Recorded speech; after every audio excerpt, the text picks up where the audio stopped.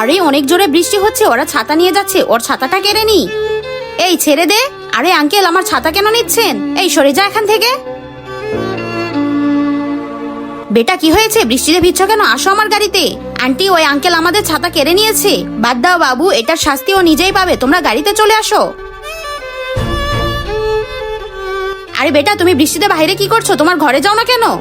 আরে বাবা, আমার ঘর তো একদম ভেঙে চুরে গিয়েছে, আমি যদি ভিতরে যাই তাহলে যদি আমার উপর সব পড়ে যায়। বেটা, আমি তো বৃষ্টিতে ভিজছি, আমি গিয়ে বসি।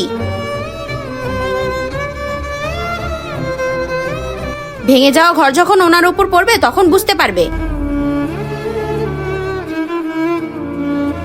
আরে ধীরে ধীরে বৃষ্টি বন্ধ হয়ে যাচ্ছে। আরে আমার বাড়িতে কোনো ভাঙ্গাই নেই, এখানে অযথাই দাঁড়িয়েছিলাম।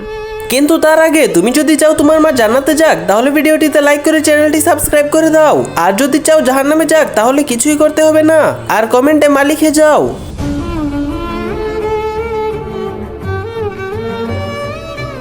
বাচ্চারা, বৃষ্টি বন্ধ হয়ে গেছে, এখন তোমরা তোমাদের বাড়িতে যাও। আরে এটা কি হলো?